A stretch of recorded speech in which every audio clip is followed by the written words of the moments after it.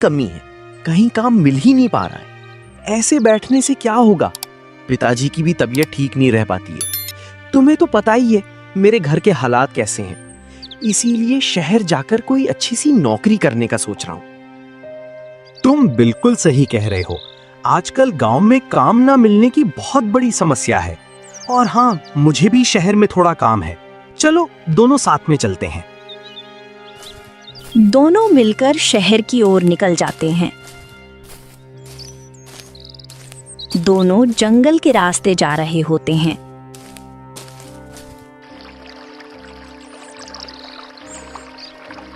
चलो, मेरा काम तो हो गया। अब ये नहीं बच पाएगा। अगर ऐसे बच भी गया तो नदी के मगरमच्छ इसे खा ही जाएंगे। चलो अब यहाँ से निकलता हूँ। मेरे रास्ते का कांटा भी साफ हो गया। अब ज्योति मुझसे ही शादी करेगी।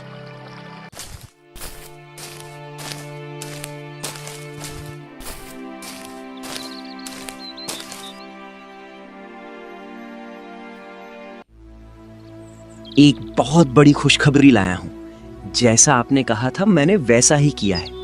विवेक अब इस दुनिया में नहीं रहा। अब तो आप खुश हो ना? हमारे रास्ते का कांटा हट चुका है। अब आप ज्योति की शादी मुझसे कराओगे ना? विक्रम, मुझे तुमसे यही उम्मीद थी। तुमने बहुत ही अच्छा काम किया है। बड़ा आया मेरी बेटी से शादी करने वाला। उसे क्या लगा कि वो मेरा दामाद बनेगा? हरगिज नहीं।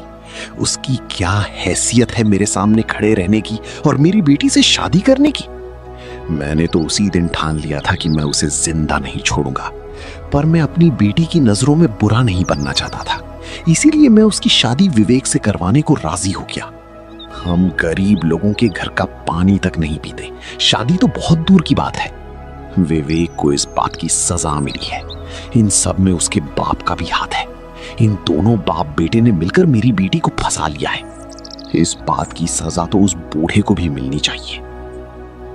आप सही कह रहे हो। इन दोनों ने मिलकर ज्योति को बहला फुसलाकर अपने वश में कर लिया है। जैसा आपने कहा था, ज्योति की शादी आप मुझसे ही कराओगे ना? हाँ बिल्कुल विक्रम, ज्योति की शादी तो तुमसे ही होगी। पर तुम्हें थोड़े दिन तक इंतजार करना होगा, क्योंकि हमें ज्योति से बात करनी होगी। उसे संभलने में थोड़े दिन का समय लग सकता है।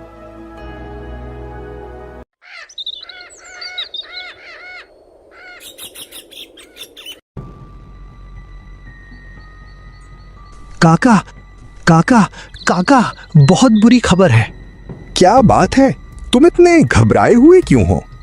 काका, बात ही कुछ ऐसी है। दरअसल विवेक। विवेक? क्या हुआ विवेक को? जल्दी बताओ बेटा, मेरा दिल बैठा जा रहा है। वो काका, सुबह मैं और विवेक दोनों शहर जाने के लिए निकल रहे थे। रास्ते में पानी पीने के लिए नदी किनारे आए।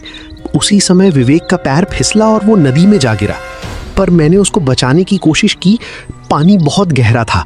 विवेक पानी के साथ बह गया। तुम झूठ बोल रहे हो। ऐसा नहीं हो सकता। मेरा विवेक मुझे छोड़कर नहीं जा सकता। तुम झूठ बोल रहे हो। नहीं काका, मैं भला झूठ क्यों बोलूंगा? ये सब मेरी आंखों के सामने हुआ है। विवेक के पिता पर दुखों का पहाड़ टूट पड़ता है। वो बहुत रोता है, अपने भाग्य को कोसता है। हे भगवान, तू इतना निर्दयी कैसे हो सकता है? अब विवेक ही तो एक सहारा बचा था, उसको भी तूने छीन लिया। अब मैं किसके सहारे जीऊंगा? मैं जीना नहीं चाहता। मेरा इस दुनिया में और कोई नहीं है। भगवान, मुझे भी उठा लो, अपने पास बुला लो। अब क्या कर सकते हैं काका? अपने आप को संभालिए। और यहाँ ठाकुर बलदेव अपनी बेटी से कहता है, ज्योति बेटी, एक बहुत बुरी खबर है। क्या हुआ पिताजी? समझ नहीं आ रहा कि बेटी तुझे कैसे बताऊं। बताइए ना पिताजी, मेरा दिल बैठा जा रहा है। समझ नहीं आ रहा कि बेटी तुझे कैसे बताऊं। क्या हुआ पिताजी? मुझे बहुत ही घबराहट हो रही है। बताइए ना, क्या बात है? बेटी, दरअसल बात यह है कि विवेक इस दुनिया में नहीं रहा। ये आप क्या बोल रहे हो पिताजी? आप होश में तो हो?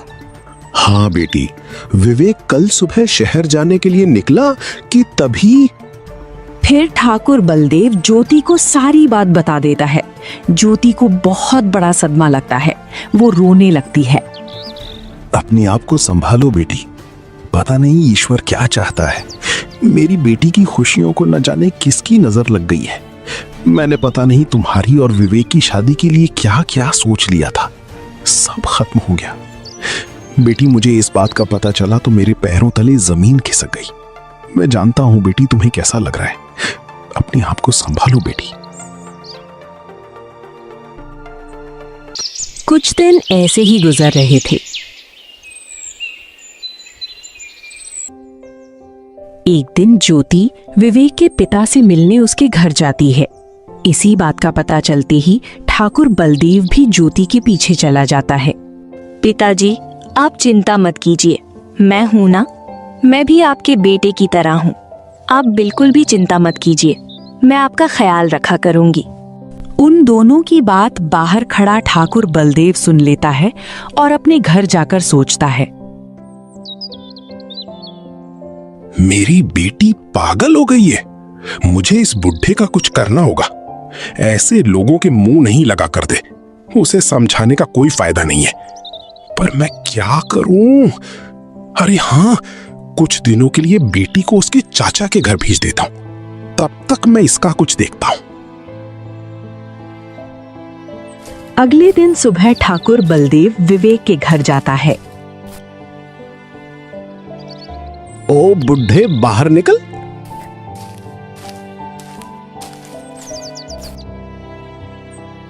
क्या हुआ जमींदार साहब? तेरे बेटे ने मेरे से 1 लाख का कर्ज लिया है, मैं वो लेने आया हूं। पर जमींदार साहब, मुझे इन सब के बारे में नहीं पता।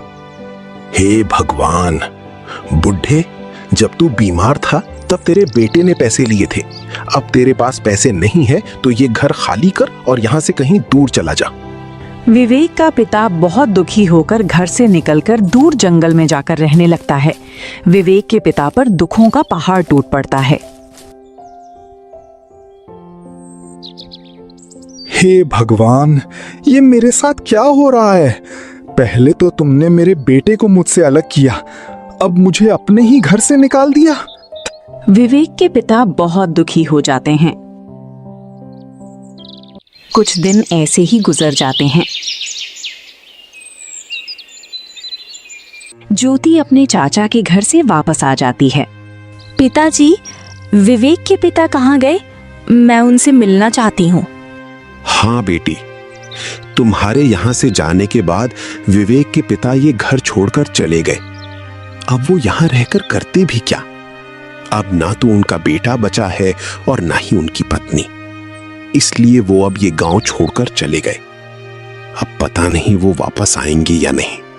पर पिताजी, विवेक के पिता ने एक बार मुझसे मिलना जरूरी नहीं समझा। मैं तो उनसे मिलना चाहती थी। एक बार मुझसे मिल लेते, मेरा इंतजार कर लेते। बेटा, लोगों का मन तेरे जितना साफ नहीं है। तू आजकल के लोगों को नहीं जानती।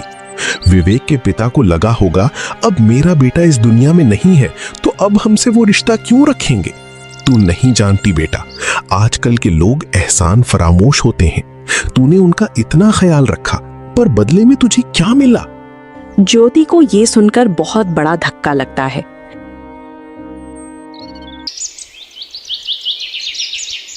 कुछ दिन ऐसे ही गुजर जाते हैं। हे भगवान, न जाने इस लड़के को कब होश आएगा।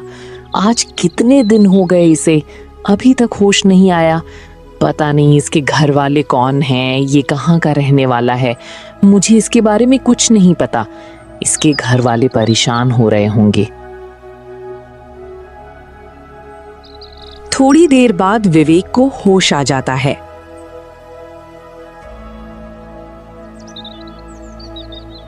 अम्मा, आप कौन हैं? मैं यहाँ कैसे? मेरे पिताजी कहाँ हैं? ये कौन सी जगह है अम्मा? धीरे धीरे बेटा, अभी तुम्हें होश आया है। अपने दिमाग पर इतना जोर मत डालो, मैं तुम्हें सारी बात बताती हूँ। दरअसल बेटा, मैं यहाँ जंगल में